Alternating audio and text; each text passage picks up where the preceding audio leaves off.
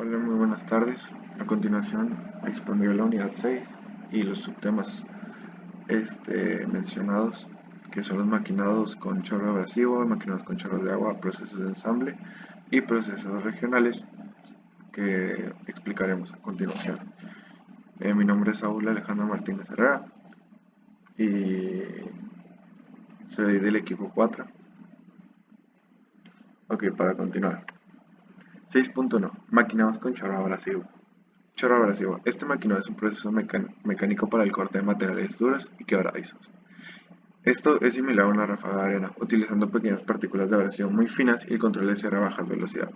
Por medio del aire se llevan partículas abrasivas que chocan en la pieza a velocidades alrededor de 900 hasta 18.000 este, por minuto.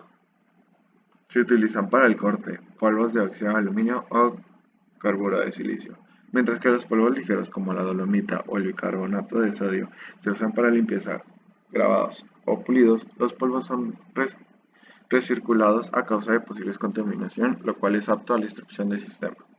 Se apunta un chorro de alta velocidad de aire seco o nitrógeno con partículas abrasivas a la superficie de la pieza. El choque genera una fuerza concentrada apta para cortar materiales metálicos y no metálicos, para desbarbar o eliminar esquirlas, o para limpiar una pieza con una superficie irregular. El método de maquinado con chorro abrasivo tiende a redondear las aristas agudas en esquinas. Otra desventaja presente es el riesgo causado por las partículas abrasivas suspendidas en el aire. Maquinados con chorro de agua. El maquinado con un chorro de agua o fluido es un proceso que utiliza una corriente de agua a alta velocidad como agente de corte. Estos chorros tienen aproximadamente un diámetro de 0.25 milímetros y operan a velocidades de 36.000 hasta 54.000 metros por minuto. A tales velocidades, los chorros pueden cortar madera, plásticos, telas y en algunos casos cerámicas. Una desventaja de este proceso es la falta de equipo de bombeo adecuado. De hecho, en algunas empresas pues es muy utilizado el chorro de agua, ya que pues puedes obtener mejores acabados y siendo sinceros, estos te dan unos cortes muy perfectos. La verdad, es muy recomendado, pero pues también depende de los costos de la empresa, depende de muchos procesos que también maneje, porque hay diferentes tipos de procesos y dependiendo del diferente tipo de proceso que esté utilizando, pues también depende del material que se va a utilizar. Aunque como podemos escuchar, pues también corta madera, plásticos, telas. Entonces este es un chorro potente que puede cortar cualquier tipo de material.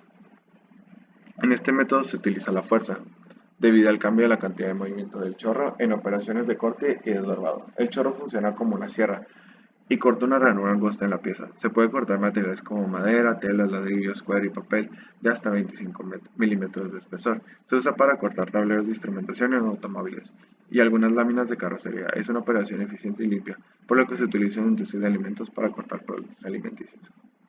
Una muy buena opción. Este procedimiento muestra numerosas ventajas. Es adecuado para materiales flexibles y las rebajas producidas son muy pequeñas.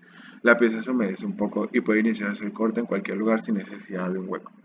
Pretaladro. Por último, no produce calor y es un proceso seguro para el ambiente, aunque es muy ruidoso. Si el chorro de agua se agregan partículas abrasivas, se puede aumentar notablemente la velocidad de remoción del material. 6.3. Proceso de ensamble. No permanentes, semipermanentes y permanentes.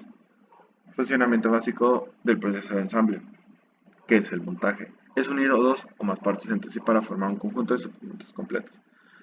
La unión de las partes se puede lograr con soldadura de arco o de gas, soldaduras blandas o duras, con el uso de sujetadores mecánicos o de adhesivos. Sujeción mecánica se puede lograr por medio de los tornillos, remaches, roblones, pasadores, cuñas y uniones por ajuste de presión. Estos últimos se consideran semipermanentes. Las efectuadas con otros sujetadores mecánicos no son permanentes. Los mecánicos son más costosos y requiere capacidades de preparación de partes. Por aquí podemos ver lo que viene siendo un perno sin cabeza o en espárrago, pues, lo que viene siendo la tuerca y la tuerca en sí. Esto pues también se puede quitar, por eso el nombre viene de no permanentes. Los semipermanentes. Las operaciones de ensamble mecánico aseguran dos o más piezas en unión que pueden desarmarse fácilmente. Sujeción mecánica se puede lograr por medio de tornillos, remaches, roblones, pasadores, cuñas y uniones.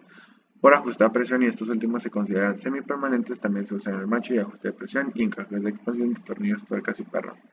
Por ejemplo, podemos ver lo que es la parte ensamblada, el perno y la tuerca. También pues depende del tornillo. Dependiendo del tornillo, pues va dependiendo también el material donde se vaya a ejecutar el semipermanente y de esta manera pues tener el proceso deseado vaya. Y los permanentes. Algunas partes se unen de modo permanente con soldadura eléctrica o de gas, soldadura blanca o dura, o en algunos casos adhesivo. La soldadura se efectúa con el uso de calor, de presión o ambos. El calor producirá cierto efecto sobre las partes unidas para satisfacer la amplia variedad de necesidades en la manufactura. Se han desarrollado y están en uso.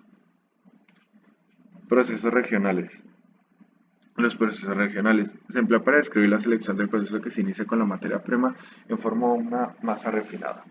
Y su interés principal es el cambio de forma. Es un proceso de fabricación en el conjunto de operaciones unitarias necesarias para modificar las características de las materias primas. Dichas características pueden ser naturales o muy variadas, tales como la forma, la densidad, la resistencia o el tamaño o la estética. El proceso de manufacturado se pueden clasificar en cuatro categorías amplias con base al modo como se producen las piezas, la conformación, el ensamble, el acabado, otros diversos. Un producto regional bruto o producto bruto metropolitano se define como el valor del mercado de todos los bienes y servicios finales producidos en un área metropolitana, excluidos de los impuestos netos sobre los productos en un periodo determinado de tiempo. El producto regional bruto se calcula a nivel de industrias y sectores de la producción como método de la diferencia entre la producción de bienes y servicios y el consumo intermedio, que se transforman o se consumen durante el proceso de fabricación. Como podemos ver, pues esto fue todo lo que vimos sobre la unidad 6. Muchas gracias por su atención.